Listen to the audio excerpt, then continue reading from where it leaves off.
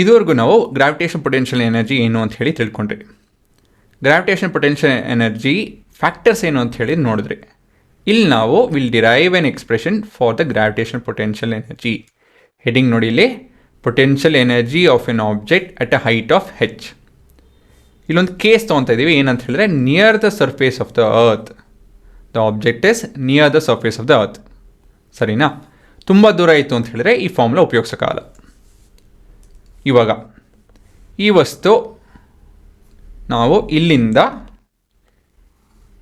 ಇಲ್ಲಿಗೆ ತೊಗೊಂಡು ಇಟ್ಟಿದ್ದೀವಿ ಅಂತ ತಿಳ್ಕೊಳ್ಳಿ. ಸರಿನಾ? ಇಲ್ಲಿ ತಂದು ಇಟ್ರಿ. ಪ್ರಶ್ನೆ ಏನಂತ ಹೇಳಿದ್ರೆ, ಇಲ್ಲಿಟ್ಟಾಗ ಇದ್ರ ಪೊಟೆನ್ಷಿಯಲ್ ಎನರ್ಜಿ ಏನು from point A to B, ಇಲ್ಲಿವರೆಗೂ ಇಲ್ಲಿ ತಂದು ಇಲ್ಲಿಂದ ಇಲ್ಲಿವರೆಗೂ ತಂದು ಇಟ್ಟರೆ ದಿಸ್ ಇಸ್ ದ ಗ್ರೌಂಡ್, ಇದು ನೆಲ.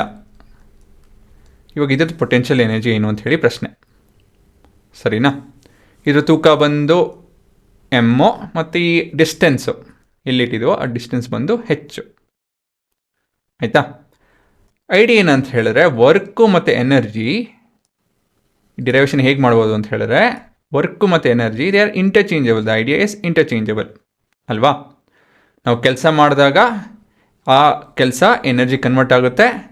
ನಮ್ಮ ಮೇಲೆ ಯಾರನ್ನ ಕೆಲಸ ಮಾಡ್ತು ಅಂತ ಹೇಳಿದ್ರೆ ನಾವು ಎನರ್ಜಿ ಗೇನ್ ಮಾಡ್ತೀವಿ ಅಲ್ವಾ?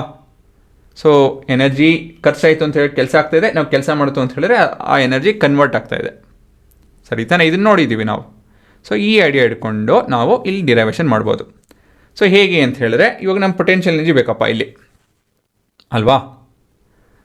ಹೇಗೆ ಕಂಡುಹಿಡಿತೀವಿ ಎನರ್ಜಿ ಅಂತ ಹೇಳಿದ್ರೆ,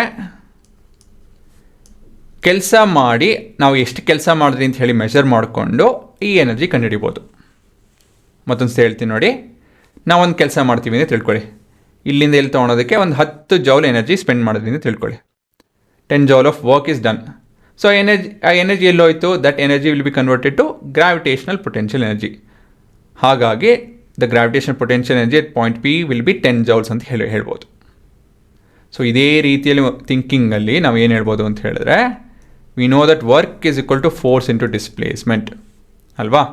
ಈ ಎಕ್ಸ್ಪ್ರೆಷನಿಂದ ಸ್ವಲ್ಪ ಡಿರೈವ್ ಮಾಡಿಕೊಂಡು ಏನು ಉತ್ತರ ಬರುತ್ತೋ that will be the gravitation potential energy. ಅಷ್ಟೇನೇನಿಲ್ಲ. ಸರಿನಾ? ಸೊ ಇದಕ್ಕೋಸ್ಕರ ನಾವು ಫ್ರೀ ಬಾಡಿ ಡಯಾಗ್ರಾಮ್ ಬರೀಬೇಕಾಗುತ್ತೆ. Free body diagram of the object while lifting. ಸರಿನಾ? ಸೊ ವೈಲ್ ಲಿಫ್ಟಿಂಗ್ ಏನೇನು ಫೋರ್ಸ್ ಆ್ಯಕ್ಟ್ ಮಾಡ್ತಿದೆ ಆ ಆಬ್ಜೆಕ್ಟ್ ಮೇಲೆ? ಮೊದಲನೇದಾಗಿ mg, mass into acceleration due to gravity ಅಂತ ಹೇಳಿದ್ರೆ ಇದರ ತೂಕ. ಇದರ ಅಗೇನ್ಸ್ಟ್ ನಾವು ಎತ್ತುತ್ತಾ ಇದ್ದೀವಿ. ಇಲ್ಲಿಂದ ಇಲ್ಲಿಗೆ ಹೋಗಬೇಕು ಅಂತ ಹೇಳಿದ್ರೆ ಎತ್ತಬೇಕು ತಾನೆ. We have to have a upward force.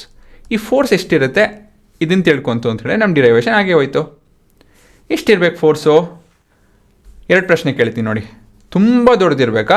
mgಗಿಂತ ತುಂಬ ದೊಡ್ಡದಿರಬೇಕಾ? ಹೆಚ್ಚಿರಬೇಕು, ಅದೊಂದು ಗೊತ್ತಿದೆ.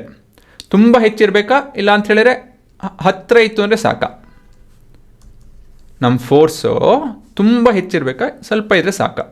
ಆಲ್ಮೋಸ್ಟ್ ಇದು ಈಕ್ವಲ್ ಇತ್ತು ಅಂದರೆ ಸಾಕ?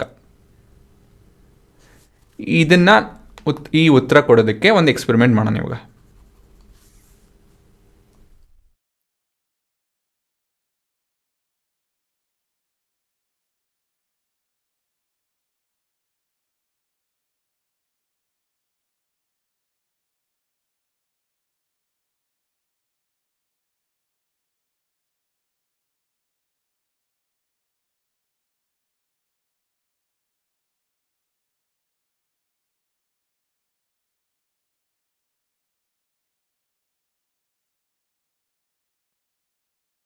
ಇನ್ನು ನೋಡಿದ್ರೆ ತುಂಬ ಎನರ್ಜಿ ಕೊಟ್ಟಾಗ ಏನಾಗುತ್ತೆ?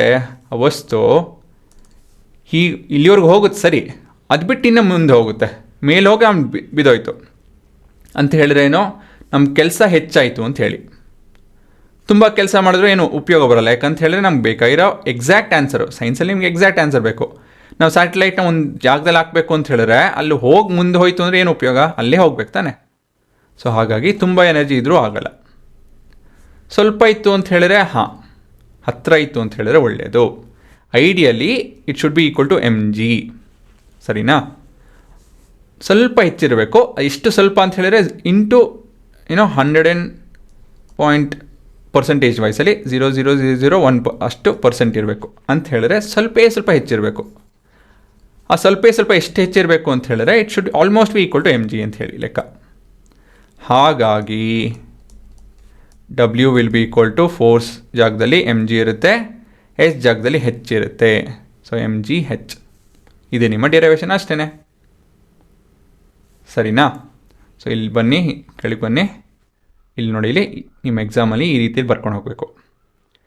ಇನಿಷಿಯಲ್ ಅಸಂಪ್ಷನ್ ಏನಂತ ಹೇಳಿದ್ರೆ consider an object of mass m, ಈ ರೀತಿಯಲ್ಲಿ ಬರ್ಕೊಂಡು ಹೋಗಬೇಕು. Let it be rise through a height of h from the ground. ಇದು ನಮ್ಮ ground, it is rise to a height of h. ಸರಿ ಆಯಿತಾ? ಇವಾಗ ಫೋರ್ಸ್ ಬಗ್ಗೆ ಮಾತಾಡೋಣ. The force to lift an object we require a force, ನಿಜ. The minimum force required to rise the object is equal to the weight of the object mg at a infinitesimally slow speed ಅಂತ ಹೇಳಿದ್ರೆ ತುಂಬ ಪುಟ್ಟದಾಗಿರಬೇಕು speed ಅಂತ ಹೇಳಿ. ತುಂಬ ಅಂತ ಹೇಳಿದ್ರೆ ತುಂಬ ನಿಧಾನಕ್ಕೆ ಹೋಗ್ಬೇಕು. ಈ ಸ್ಲೋ ಸೈಕ್ಲಿಂಗ್ ರೇಸ್ ಆಗುತ್ತೆ ನೋಡಿ, ಅದರಲ್ಲಿ ಹೇಗೆ ಅಂತ ಹೇಳಿದ್ರೆ ಇನ್ಫೈನೈಟಿಸಮ್ಲಿ ಸ್ಲೋ ಸ್ಪೀಡಲ್ಲಿ ಹೋಗಕ್ಕೆ ನೋಡ್ತಾರೆ ಅಂತ ಹೇಳಿದ್ರೆ ತುಂಬ ಅಂದರೆ ವೆರಿ ಅಂತ ಹೇಳೋ ಬದಲಾಗಿ ಇನ್ಫೈನೈಟಿಸಮ್ಲಿ ಅಂತ ಹೇಳಿ ಒಂದು ಪದ ಉಪಯೋಗಿಸ್ಬೋದು. ನಿಮ್ಗೆ ಸರಿ ಇದು ಕಷ್ಟ ಆಗುತ್ತೆ ಬರೆಯೋದು ಬೇಡ ಅಂತ ಹೇಳಿದ್ರೆ ಬರಿಬೇಡಿ, ಅದೇನು ಬೇಕಾಗಿಲ್ಲ. ಅದು ಸುಮ್ಮನೆ ಒಂದು ವರ್ಡ್ ಇಂಟ್ರೊಡ್ಯೂಸ್ ಮಾಡಿದೆ ಅಷ್ಟೇ. ಸೊ ನಿಮ್ಮ ಫ್ರೀ ಬಾಡಿ ಡಯಾಗ್ರಾಮ್ ಹೇಗೆ ಕಾಣುತ್ತೆ, mg ಕೆಳಗಿರುತ್ತೆ and you have a upward force mg, ಇವೆರಡು ಆಲ್ಮೋಸ್ಟ್ ಈಕ್ವಲ್ ಆಗಿರುತ್ತೆ. ಸರಿನಾ? ಇವಾಗ energy. Object gains energy equal to the work done on it. Okay, object gains energy equal to work done on it ಅಂತ ಹೇಳಿದ್ರೆ ನಾವು ಎಷ್ಟು ಕೆಲಸ ಮಾಡ್ತೀವೋ ಅವೆಲ್ಲ ಆ ವಸ್ತುವಲ್ಲಿ ಎನರ್ಜಿಯಾಗಿ ಕನ್ವರ್ಟ್ ಆಗುತ್ತೆ. ಹೇಗೆ ಅಂತ ಹೇಳಿದ್ರೆ ಜಸ್ಟಿಫಿಕೇಶನ್ ಅಂತ ಹೇಳಿದ್ರೆ as per the law of conservation of energy. ಕೇಳಿದಿರಲ್ಲ ಇದನ್ನು? Energy cannot be created not destroyed, it can be converted from one form to another form. ಇದಕ್ಕೇನಂತ ಹೇಳ್ತೀವಿ? Law of conservation of energy ಅಂತ ಹೇಳಿ. ಸರಿನಾ? ಮತ್ತು ಇವಾಗ expression. Let the work done on the object against the gravity be W. Therefore, W be equal to, force into displacement. ನಮ್ಮ force mg ಅಂತ ಗೊತ್ತಿದೆ, ಹೈಟ್ h ಅಂತ ಗೊತ್ತಿದೆ, ಹಾಗಾಗಿ the work is mgh. ಕೊನೆಯದ ಕನ್ಕ್ಲೂಷನ್ ಏನಂತ ಹೇಳಿದ್ರೆ, since the work done on the object is equal to mgh, ಹೀಗಾಗಿ the energy equal to mgh unit is gained by the object. Therefore, the gravitational potential energy will be equal to mgh. ಸರಿನಾ? Okay ಹುಡುಗರ, ಅದೇ ನಿಮ್ಮ ಉತ್ತರ. So ಇಲ್ಲಿ ನೀವು heading ಬರ್ಕೊಬೇಕಾಗುತ್ತೆ. ಇದೆಲ್ಲ extra ಹಾಗೆಯೇ ನನ್ನ ಡಿರೈವೇಷನ್ ಒಂದು ಜಾಗದಲ್ಲಿ ಇರಲಿ ಅಂಥೇಳಿ ಇದನ್ನು ಬರೆದಿದ್ದೀನಿ. ಹೆಡ್ಡಿಂಗ್ ಅಂತೂ ಬರ್ಕೊಳ್ಳೇಬೇಕು. ಇನ್ನು ಮಿಕ್ಕಿದೆಲ್ಲ ಇಲ್ಲಿಂದ ಬರ್ಕೊಂಡು ಹೋಗಬೇಕು.